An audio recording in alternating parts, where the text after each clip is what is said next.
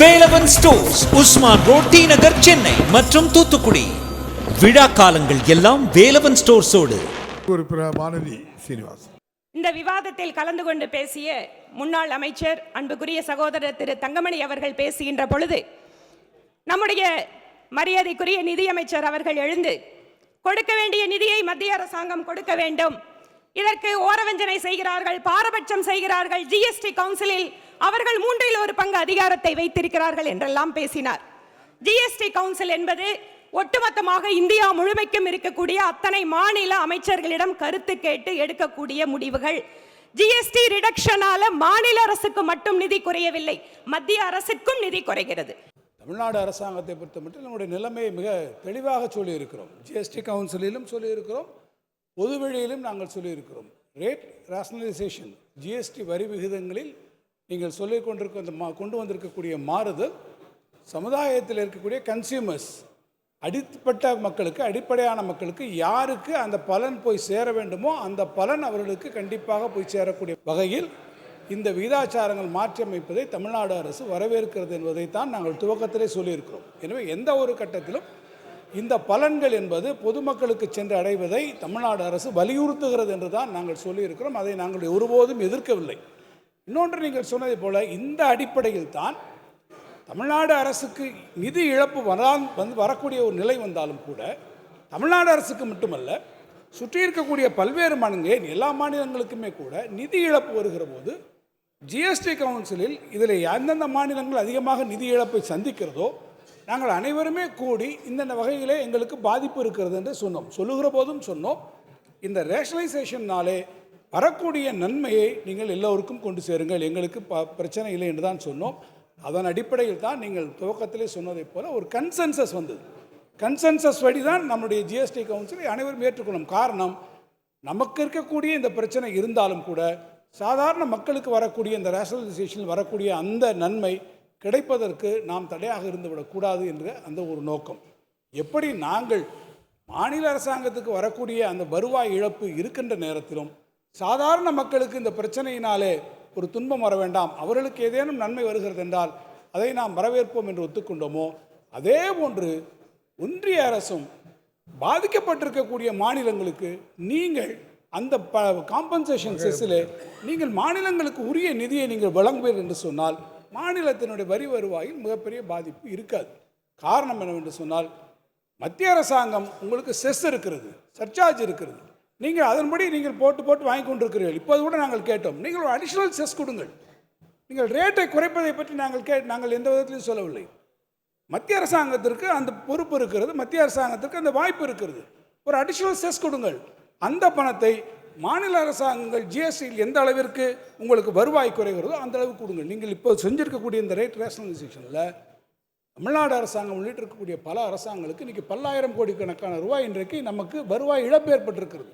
நெஞ்சொல்ல வேண்டும் என்று சொன்னால் ஒரு மைண்ட் பாக்லிங் ஃபிகரை நான் கூட சொல்ல முடியும். 13,000 கோடியிலிருந்து 15,000 கோடி அளவிற்கு வருவாய் இழப்பு ஒரு மாநிலத்துக்கு வருவது என்று சொன்னால், இந்த மாநிலம் ஏற்கனவே செய்து கொண்டிருக்கக்கூடிய வளர்ச்சி திட்டப் பணிகள், இந்த மாநிலங்கள் எதிர்காலத்தில் செய்ய வேண்டிய வளர்ச்சி திட்டப் பணிகள் ஒரு மாநிலத்துக்கு மிகப்பெரிய ஒரு கடும் சுமையை உருவாக்கி அந்த வளர்ச்சி திட்டப் பணிகளை நாம் செய்வதிலே ஒரு மாநிலம் ஏற்படுத்தக்கூடிய இந்த திட்டங்களுக்கு இது பாதகமாக அமையும் என்கிற வகையில் தான் எங்களுடைய கருத்துக்களை நாங்கள் சொல்லியிருக்கிறோம். வழக்கமாக தமிழகத்திற்கு கிடைக்கக்கூடிய நிதியை விட 3 மடங்கு அதிகமாக பிரதமர் மோடி அவர்கள் நிதி அளித்திருக்கிறார். நீங்கள் இருக்கக்கூடிய கோயம்புத்தூர், இங்கே இருந்து நீங்கள் வருகிறீர்கள், இந்த கோயம்புத்தூருக்கு ஒரு மெட்ரோக்கு அப்ரூவல் கொடுங்க என்று கேட்டிருக்க மெட்ரோ ரயில் திட்டத்திற்கு அந்த அப்ரூவல் இதுவரை வந்து விட்டதா? நான் கேட்க விரும்புகிறேன். தமிழ்நாட்டில் இது சென்னையில் இருக்கக்கூடிய மெட்ரோ ரயில் திட்டத்திற்கு நீங்கள் ஒன்றிய அரசாங்கம் ரூபா கொடுக்குறீங்கன்னு சொன்னீங்க, பேர் வச்சுட்டீங்க, சோறு வச்சிங்களா? இப்போ நீங்கள் கொடுக்க வேண்டிய ரூபாயும் யார் கொடுத்துட்ருக்கோம்? தமிழ்நாடு அரசு இப்போது கொடுத்து கொண்டிருக்கிறது. நீங்கள் கொடுக்க வேண்டிய ரூபாய் இன்னும் வரவில்லை. ஆனால் ஒன்றிய அரசினுடைய பங்கையும் இன் ஆன்டிசிபேஷனாக தமிழ்நாடு அரசு வழங்கி கொண்டிருக்கிறது. இது அன்னையில் நம்முடைய மாண்புமிகு முதலமைச்சர் அவர்கள் ஒவ்வொரு முறை பாரத பிரதமர் அவர்களை சந்திக்கின்ற போதும், அல்லது அண்மையில் கூட நாங்கள் அவரை தூத்துக்குடிக்கு வருகிற போது கூட மாண்புமிகு பாரத பிரதமர் இடத்திலே ஒரு நாங்கள் ஒரு ரெப்ரசன்டேஷன் மெமரண்டம் கொடுத்தோம். ஒவ்வொரு முறையும் தமிழ்நாட்டுக்கு வரக்கூடிய திட்டங்கள், இந்த திட்டங்களுக்கு நீங்கள் உரிய அனுமதியினை வழங்குங்கள், உரிய ஒப்புதல் தாருங்கள், உரிய வகையில் நிதி வழங்குங்கள். இது நெடுஞ்சாலைத்துறையினுடைய அமைச்சருடைய கீழே வரக்கூடிய திட்டங்கள், ஹை லெவல் அவருக்கு போகக்கூடிய எக்ஸ்பிரஸ் ஹைவேஸ், அதற்கான நிதி இதுவரை கொடுக்கப்பட்டிருக்கிறதா? திட்டங்களுக்கு ஒப்புதல் வழங்கப்பட்டிருக்கிறதா?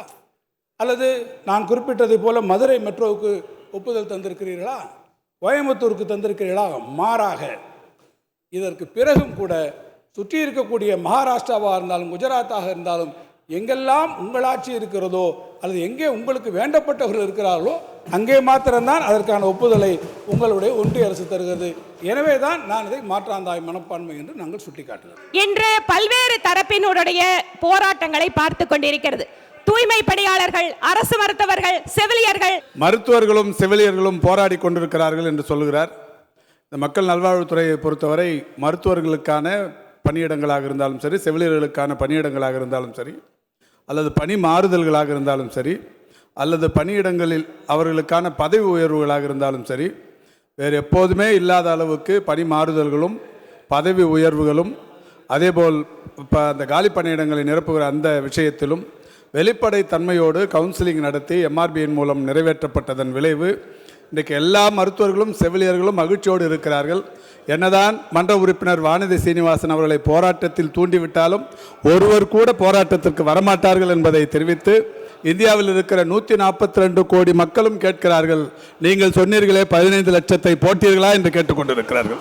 காலனி என்ற வார்த்தையை பயன்படுத்தக்கூடாது என்று முதலமைச்சர் அவர்கள் அரசாணை வெளியிட்டார். பட்டியலின சமுதாய மக்கள் சம உரிமையோடு, சம அந்தஸ்தோடு அனைத்து வாய்ப்புகளையும் பெற்று வாழ வேண்டும் என்பதில் நாங்களும் உறுதியாக இருக்கிறோம். தமிழகத்திலே குடமுழுக்கு செய்கின்ற கோயில்களில் எல்லாம் சமஸ்கிருதம், தமிழ் என்கின்ற 2 மொழிகளுக்கும் சம முக்கியத்துவம் வழங்கப்பட வேண்டும். பேரவைத் தலைவர் அவர்களே, உறுப்பினர் அவர்கள் எப்படி எப்படிலாம் ரிலேட் பண்ணுறாங்க பாரு. காலனி அப்படிங்கிறது அது ஒரு ஆங்கில வார்த்தை. அது சாய்பாபா காலனின்னு சொல்கிறது அது ஒன்றும் இழிவுபடுத்தக்கூடிய சொல்லு கிடையாது. ஆனால் நம்முடைய பட்டியல மக்கள் வாழ்றக்கூடிய பகுதியில் காலனின்னு சொல்லி அது ஒரு இழிவுபடுத்தக்கூடிய சொல்லோ இல்லை அவங்களுக்கு அது தனிப்பட்ட முறையில் அது புண்படுத்தக்கூடாது என்பதற்காக தான் நம்முடைய முதலமைச்சர் அவர்கள் அந்த காலனி என்கின்ற சொல்லை அகற்ற வேண்டும். இதை உங்களால் பிரித்து பார்க்க தெரியாதா? இந்த மாதிரி ஒரு கருத்து முறையில் தான் நீங்கள் கொலை பண்ண நினைக்கிறீங்க. அது தமிழ்நாட்டில் நடக்காது. நீங்கள் தயவு செய்து நீங்கள் நினச்சிங்க காலனி என்கின்ற சொல் நீங்கள் இந்த மாதிரி விஷயங்கள்லாம் நீங்கள் வடநாட்டில் பண்ணலாம், தமிழ்நாட்டில் அதுக்கு கண்டிப்பாக நடக்காது. காலனிங்கிற சொல் கண்டிப்பாக இந்த பகுதியில் நம்முடைய தமிழ்நாட்டு மக்களுக்கு உறுதியாக உள்ளபடியாக இந்த மாதிரி எந்த ஒரு இழிவு சொல்லாக இருக்கக்கூடாது. இப்போ கூட நோயாளி என்கின்ற வார்த்தை கூட இருக்கக்கூடாது, பயனாளி என்று சொல்லுறார். ஒவ்வொரு இடத்துலையும் இந்த பேரளவில் கூட நம்முடைய திராவிட மாடல் ஆட்சியில் மட்டும் இல்லை, நம்முடைய முத்தமிழ் கலைஞர் ஆட்சியில் கூட இப்போ மாற்றுத்திறனாளியின் பேரை உருவாக்குனது யார்? திருநங்கை என்று பெயர் வைத்தது யார்? இதனால் பேரளவில் கூட எந்த ஒரு மனித தன்மையும் எங்கேயும் எக்காரணத்து கொண்டும் ஒரு எதிர்மறையான ஒரு உணர்வுகளை ஏற்படுத்தக்கூடாது என்பதற்காக இந்த சொல்லில் மாற்றத்தை கொண்டு வந்த ஆட்சி திராவிட முன்னேற்ற கழக ஆட்சி. ஒரு இது மட்டும் இல்லை, இப்போ சமூக நீதி விடுதியை பற்றி சொன்னாங்க. இன்னைக்கு இதுவரைக்கும் இல்லாத அளவுக்கு நம்முடைய ஆதி திராவிட மக்களுக்கான பல்வேறு விடுதிகளுக்கான பல சீரமைப்பு பணிகள் நாங்கள் செஞ்சுக்கிட்டு இருக்கோம். இதுவரைக்கும் இல்லாத கடந்த 10 வருஷங்கள் ஒதுக்கப்படாத நிதியெல்லாம் 2021 24 வரைக்கும் பல 100 கோடி ரூபாய் இன்னைக்கு ஒதுக்கீடு செஞ்சிருக்கிறோம். நீங்கள் குறிப்பிட்டு உங்கள் பகுதி கோயம்புத்தூர் பகுதியில் இருக்கக்கூடிய ஒரு மாடல் ஹாஸ்டலில் போய் பாருங்க.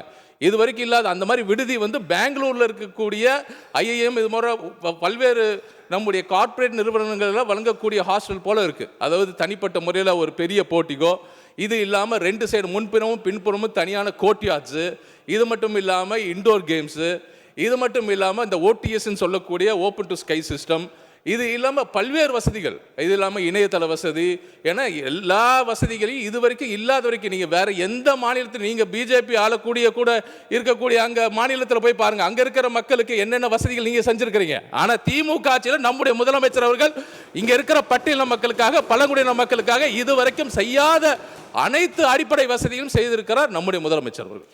இந்த அறநிலையத்துறை அமைச்சர் மாண்புமிகு உறுப்பினர்கள் பேசுகின்ற பொழுது தமிழில் அர்ச்சனை என்று ஒரு வார்த்தையை குறிப்பிட்டார். அனைத்து திருக்கோயில்களிலும் தமிழிலும் அர்ச்சனை செய்யப்படுகின்றது. திராவிட மாடல் ஆட்சி ஏற்பட்ட பிறகுதான் 13 போற்றி புத்தகங்களை தமிழில் அச்சிட்டு அனைத்து திருக்கோயிலுக்கும் விற்பனைக்கும் அதேபோல் அர்ச்சகர்களுக்கும் இலவசமாக வழங்கப்பட்டது. அதோடு மட்டுமில்லாமல் அன்னை தமிழில் அர்ச்சனை என்ற ஒரு திட்டத்தை மாண்புமிகு தமிழக முதல்வர் பொறுப்பேற்றவுடன் அறிவித்து அனைத்து திருக்கோயில்களிலும் அந்த அன்னை தமிழில் அர்ச்சனை செய்கின்ற அந்தந்த திருக்கோயிலுடைய அர்ச்சகருடைய பெயரும் அவருடைய கைபேசி எண்ணும் முதுநிலை கோயில் என்று சொல்லப்படுகின்ற 507 திருக்கோயில்களிலும் பதாகைகளாக வைத்திருக்கின்றோம். ஆகவே இந்த திராவிட மாடல் ஆட்சியில் எங்கும் தமிழ் எதிலும் தமிழ் என்பது போல அனைத்து ஆலயங்களிலும் தமிழ் என்ற நிலையை உருவாக்கியவர் மாண்புமிகு தமிழக முதல்வர் என்பதை தெரிவித்துக் கொண்டு, எங்காவது அப்படி நடைபெறவில்லை, நடைபெற வேண்டும் என்று கேட்டால் அம்மையார் அவர்கள் அதை அந்த திருக்கோயிலை எழுதினால் நிச்சயமாக அந்த திருக்கோயில் தமிழில் அர்ச்சனை செய்யப்படும். மாண்புமிகு உறுப்பினர் வானதி சீனிவாசன் அவர்கள்.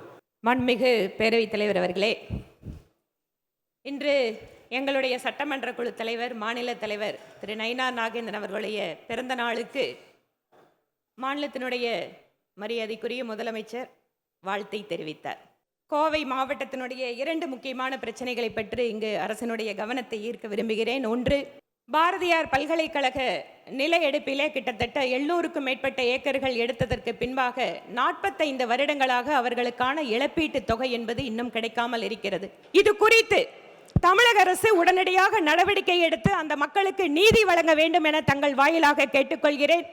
அதே போல கோவையில் இருக்கக்கூடிய அரசு கல்லூரி மருத்துவமனை என்பது கோவை மாவட்டம் மட்டுமல்ல, அருகில் இருக்கக்கூடிய நாமக்கல், கரூர் போன்ற மாவட்டத்தினுடைய மக்கள் கூட அங்கு சிகிச்சைக்கு வருகிறார்கள். ஆனால் இதய அறுவை சிகிச்சைக்கான மருத்துவர் அங்கு இல்லாத காரணத்தினால் ஏழை மக்கள் பெரிதும் துன்பத்திற்கு உள்ளாகி கொண்டிருக்கிறார்கள். இதற்கு உடனடியாக தமிழக அரசு நடவடிக்கை எடுக்க வேண்டும் எனவும் என்னுடைய கோரிக்கையை இங்கு நான் வைக்க விரும்புகிறேன். கோவை பல்கலைக்கழகத்தில் நிலம் எடுத்தது தொடர்பாக அவர்களுக்கு இழப்பீட்டு தொகை மற்றும் பணியமர்த்தப்பட்டவர்களுக்கான பணி நிரந்தரத்தை செய்யவில்லை என்பதை மாமன்ற உறுப்பினர் சுட்டிக்காட்டியிருக்கிறார். நீதிமன்றத்தில் ஏற்பட்டிருக்கிற பிரச்சனைகளை நன்றாக அவர் அறிவார். எனவே கழக அரசு அமைந்ததற்கு பிறகு பல்கலைக்கழகங்களில் அமைக்கப்பட்ட அந்த பல்கலைக்கழக குழுவினுடைய நெறிமுறை வரைமுறைகள் அரசு கூர்ந்து கவனித்து அரசினுடைய உதவியை பெறுகிற பல பல்கலைக்கழகங்களுக்குரிய நிதி உதவி தந்து உயர்கல்வியை உயர்ந்த இடத்தில் எடுத்துச் செல்லுகிற பெரும் முயற்சியை தமிழ்நாடு முதலமைச்சர் மேற்கொண்டு வருகிறார். அதனால்தான் உயர்கல்வியில் என்றைக்கும் தமிழ்நாடு இந்தியாவில் முதலிடத்தில் இருக்கிறது. அந்த வகையில் கடந்த காலங்களில் இருந்த உயர்கல்வி பின்னடைவை முன்னோக்கி பாதையில் எடுத்துச் செல்கிற முதல்வர் என்பதை மாண்புமிகு உறுப்பினர்களுக்கு தெரிவித்துக் கொள்கிறேன். மாண்புமிகு தொழில்துறை அமைச்சர். மாண்புமிகு பேரவைத் தலைவர் அவர்களே, திராவிட நாயகன் அவர்களின் ஆட்சியில் எல்லா மக்களுக்கும் அனைத்து வித பிரச்சனைகளும் தீர்க்க வேண்டும் என்ற முயற்சியில் அவர்கள் ஒரு நாளும் இருந்து கொண்டிருக்கிறார். அந்த வகையில் சென்ற 2024ஆம் ஆண்டு அந்த பாராளுமன்ற தேர்தலின் பொழுது நான் அங்கே பொறுப்பாளராக இருந்தேன். அப்பொழுது அந்த பகுதி மக்களிடமிருந்து இந்த பிரச்சனை வந்தது. அது குறித்து பல்வேறு கட்ட பேச்சுவார்த்தைகள் தொடர்ந்து நடந்து கொண்டிருக்கின்றன. அருமையான நமது உயர்கல்வித்துறை அமைச்சர் அவர்கள் சொன்னதை போல அங்கே சட்ட சிக்கல் ஒன்று இருக்கிறது. அதை தாண்டி அந்த பேமெண்ட் நம்ம ஏற்கனவே கொடுக்க வேண்டியது ஏறத்தாழ பல ஆண்டு கால பிரச்சனை இது. இதை சிப்காட் மூலியமாகவும் டிட்கோ மூலியமாகவும் வேறு சில ஒரு புதிய முயற்சியை எடுத்துக்கொண்டு இருக்கிறோம். நிச்சயமாக அதன் மூலம் இந்த வெகு விரைவில் அந்த வடவள்ளி பகுதி மக்களுக்கு ஒரு நல்ல விடிவு நிச்சயமாக பிறக்கும் என்ற நம்பிக்கை எனக்கு இருக்கிறது. அதை மாண்புமிகு பேரவைத் தலைவராக உறுப்பினருக்கு தெரிவித்துக் கொள்கிறேன்.